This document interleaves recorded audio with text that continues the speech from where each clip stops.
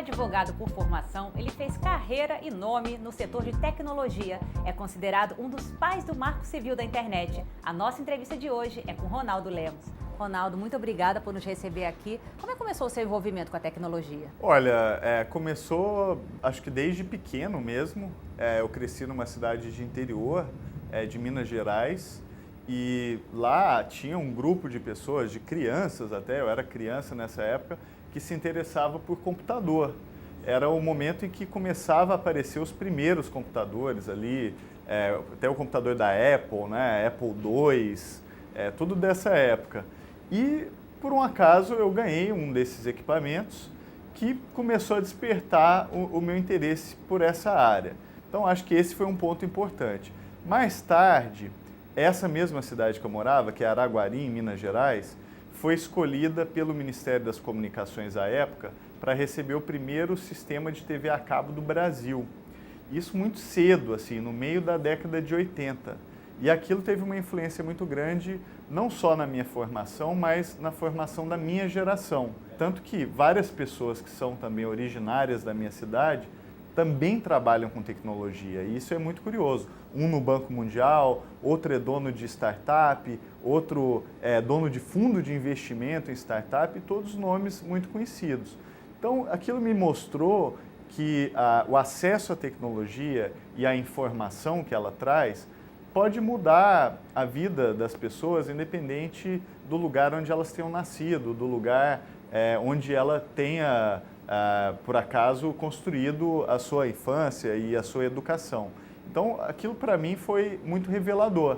E aí, eu direcionei a minha carreira a partir disso, eu me formei em Direito e logo, quando eu comecei a estudar Direito, eu já foquei todo o meu estudo para pensar qual é o impacto da tecnologia sobre o direito e do direito sobre a tecnologia. Então, acho que essa é a origem do meu interesse por esse tema. E qual a importância da internet ter um marco civil? Já tem desde 2014, né? O que mudou também desde lá?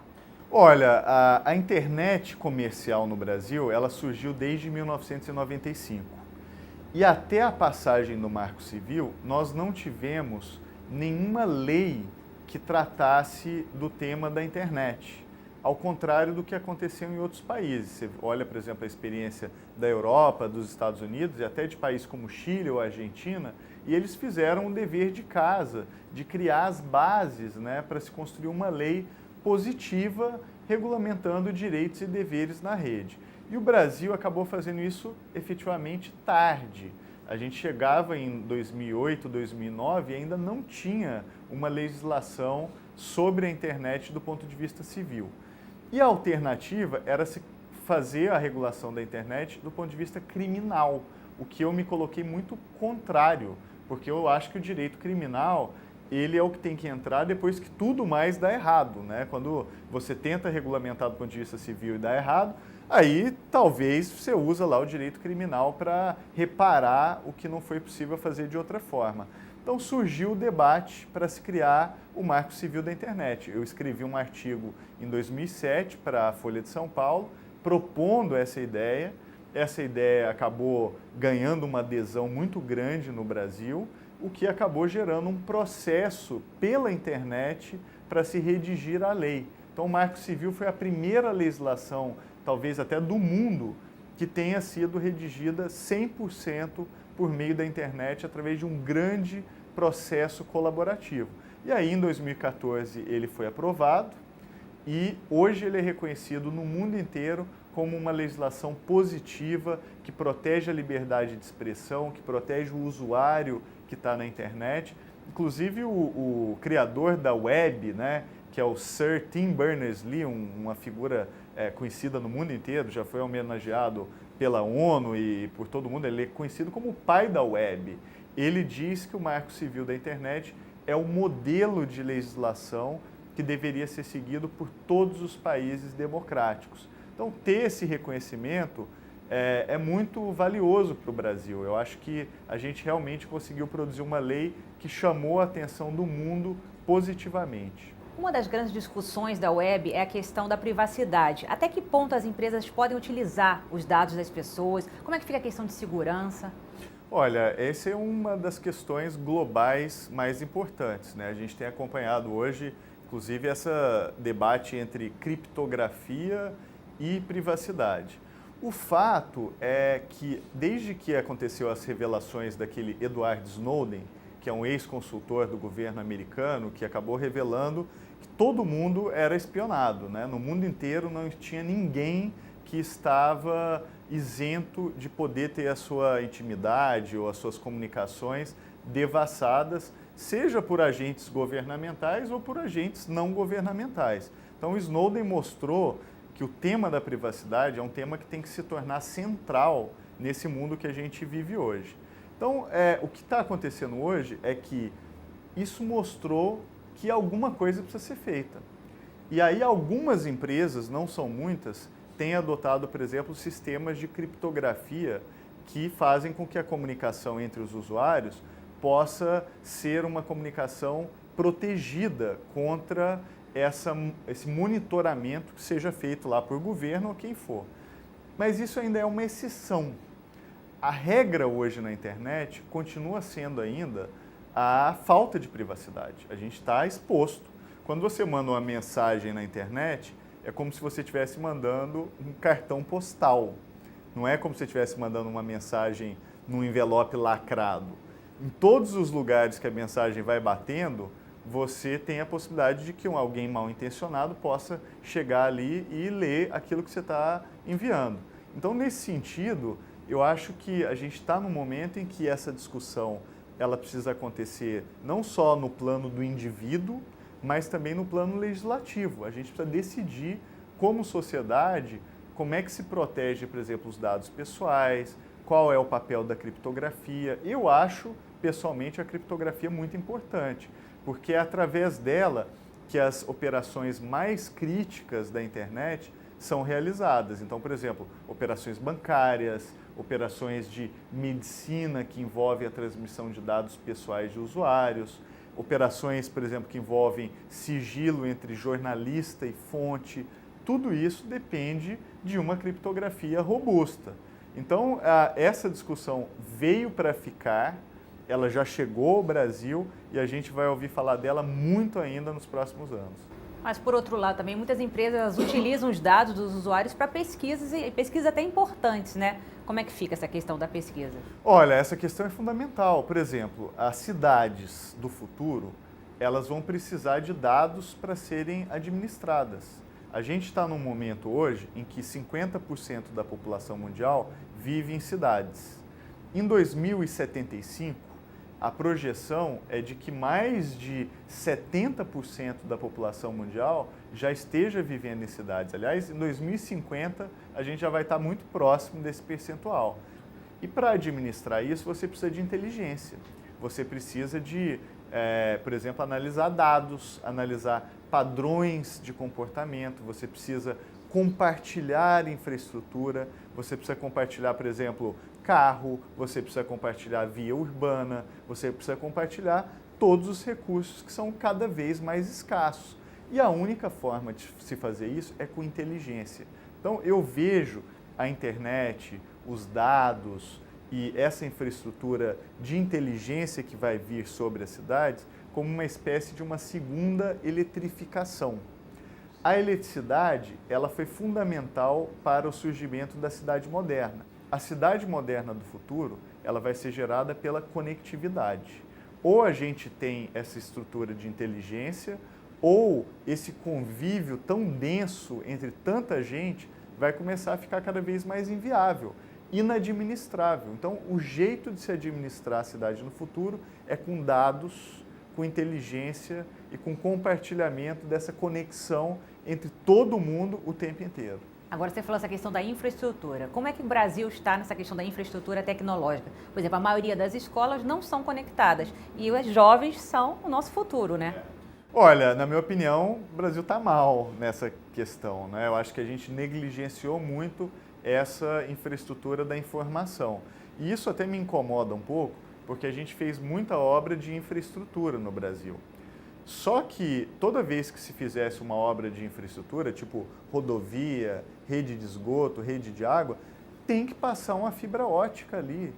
porque o que é caro da fibra ótica é o buraco no chão, a fibra ótica é barata. Então eu acho que o Brasil está mal, eu acho que a gente poderia estar muito à frente, a gente está até sendo superado agora por vizinhos latino-americanos, Argentina, Colômbia, Chile, que estão apostando muito mais em infraestrutura de comunicação do que o Brasil. E eu acho que a gente tem que ter uma missão como sociedade de conectar todas as escolas do país em banda larga, porque isso tem um potencial transformador. A pessoa, quando ela está conectada em banda larga na escola, a internet vira uma ferramenta pedagógica, vira uma ferramenta de ensino. A pessoa pode ter acesso a todo o conhecimento que hoje praticamente tudo está na internet. Você tem acesso hoje a conteúdos de matemática, física, biologia, cursos inteiros dessas áreas, por exemplo, da Khan Academy, estão hoje no YouTube e as pessoas podem assistir. E isso gera uma oportunidade muito grande. Diminui, inclusive, a desigualdade, porque você muitas vezes pode nascer num lugar onde você não tem acesso aos melhores professores, às melhores escolas. Mas pela internet você passa a ter. Você pode ter acesso ao melhor conhecimento, à melhor estrutura de aula e aquilo pode mudar a sua vida. Então, eu acho que até na minha trajetória pessoal, eu vivi isso, muitas das oportunidades que eu tive na minha vida foi por ter tido acesso à informação desde pequeno. No meu caso, por uma questão acidental da cidade onde eu nasci. Mas eu acho que isso não pode ser deixado ao acaso. Então, eu acho que a gente tem que ter isso como prioridade. Agora, como advogado, você não acha que às vezes a legislação brasileira, as discussões vão para dois lados opostos? Por exemplo, ao mesmo tempo que a gente se discute essa liberdade, essa conectividade, a gente também tem a limitação de dados, né, a taxação de streaming. Como é que fica isso? Porque parece que a gente volta, né, alguns passos atrás. Olha, você tem toda a razão. Hoje, quando você olha para o Congresso Nacional, a agenda com relação à internet, ela é 100% negativa. Não é que ela é 99%, 95%, ela é 100%. O Congresso Nacional, se analisando os projetos de lei que estão em curso, não tem um projeto tratando de conectividade. Não tem um projeto tratando de conectar a escola. Agora, está sobrando projeto de criminalizar a internet, criminalizar quem fala mal de político na internet. Então, a internet, na visão do Congresso Nacional, é vista como se fosse um covil dos bandidos, um lugar que tem que ser controlado, punido, sendo que eu acho que a visão correta sobre a rede é que ela é uma oportunidade de desenvolvimento, ela é uma oportunidade de gerar emprego, novos negócios, informação, educação, inovação, tudo isso depende da rede. Qual é o país no mundo hoje que pode se desenvolver ignorando a internet? Não existe isso mais. O que é blockchain e como é que funciona? A blockchain, ela funciona como uma espécie de um registro virtual, né? Ela cria um registro de confiança.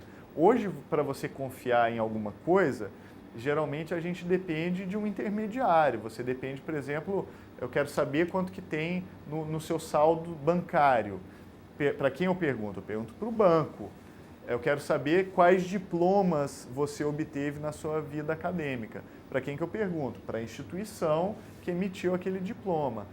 A blockchain permite que essas informações consensuais, esses certificados, eles fiquem distribuídos pela própria internet e não dependam necessariamente de uma única instituição. Isso não quer dizer que vai acabar o banco ou vai acabar as universidades, não, pelo contrário. Quer dizer que essas instituições passam a ter uma ferramenta poderosíssima para elevar essa confiabilidade para um outro patamar. E para um país como o Brasil, isso é uma oportunidade gigantesca. Então, por exemplo, o Brasil vende muita commodity agrícola, commodity que não é diferenciada. Então, como é que você agrega valor a esses produtos que são cotados de forma uniforme? Com certificação. Então, por exemplo, tem vários países hoje no mundo já usando a blockchain para certificar madeira, para que aquela madeira fique certificada que ela não é proveniente de uma área de desmatamento. Então, quando ela é distribuída, por exemplo, num comprador na Europa, nos Estados Unidos ou em outros países, o comprador sabe exatamente a procedência e a origem daquela madeira, o que eleva o valor dela, então você gera valor agregado. Hoje, vários países do mundo que são muito menos competitivos que o Brasil em agricultura, como a Austrália, apostam nessas certificações. Com a blockchain, eu acho que várias das indústrias e potenciais brasileiros poderiam ter um patamar de sofisticação que a gente ultrapassasse a Austrália em competitividade agrícola, agregasse valor aos produtos econômicos e fizesse, inclusive, uma revolução produtiva com algo que a gente já é muito competitivo. Então, eu vejo a blockchain como cheia de oportunidades aqui para o Brasil. Você acha que o novo ativismo agora ele é digital? E por que com tanta liberdade parece que as pessoas se separam em dois grupos, né? Olha, eu acho que o ativismo está cada vez mais digital, por uma razão simples, que é o fato de cada vez mais a gente vive a nossa vida na internet. Então é natural que a rede seja também um território de ativismo, de mobilização, de campanha. Então isso está acontecendo cada vez mais. Agora, o que eu acho que é importante é importante a gente conectar esse ativismo do mundo virtual também ao mundo real, perceber as suas limitações e perceber também os seus efeitos colaterais. E um desses efeitos certamente é a questão da polarização. Eu acho que esse é um fenômeno que hoje no Brasil é muito claro, mas não é um fenômeno só do Brasil. A gente está vivendo no mundo um ciclo que é um ciclo que começa os seus primeiros sintomas naquela onda de manifestações globais que aconteceram em 80 países, não foram poucos, aconteceram no Brasil também, a gente se lembra, aqui no Rio de Janeiro, inclusive a Avenida Presidente Vargas tomada por centenas de milhares de pessoas, mas aconteceram na Turquia, nos Estados Unidos com Occupy Wall Street, na Primavera Árabe, na França e na Espanha, por exemplo, com os indignados. Então, é um fenômeno que tomou conta do mundo. E esse fenômeno a gente está começando a entender a dinâmica dele. E uma das dinâmicas é essa polarização que a gente está sentindo na pele. Então, eu acho que a gente tem que construir espaços de diálogo. Acho que a gente tem que usar a rede para algo que ela faz muito bem, que é permitir o diálogo entre as diferenças. Hoje isso está sendo mal utilizado. Hoje a gente está enxergando times que se formam, que só falam entre si e que não têm muito diálogo a não ser para agredir um ao outro. Então eu acho que a gente está perdendo um tempo danado, porque qualquer ideia de progresso, qualquer ideia de desenvolvimento passa pelo diálogo entre as diferenças. Na medida que você estanca esses diálogos, as pessoas vão ficar paradas no mesmo lugar onde elas estão. Então eu acho e acredito muito, estou trabalhando muito nisso, em construir plataformas e tecnologias que permitam o diálogo entre as diferenças. Hoje a gente tem no mundo um déficit desse tipo de plataforma. As pessoas estão se agregando entre as pessoas que elas conhecem, elas concordam, essas pessoas tendem a se agrupar e ficar falando entre si. Então eu acho que eu me preocupo hoje muito em construir esses espaços para a gente ter um diálogo entre pessoas que pensam diferentes. Hoje a gente está cada vez mais dialogando só com quem pensa igual a gente. Ronaldo, muito obrigada pela entrevista, foi um prazer. Prazer é todo meu.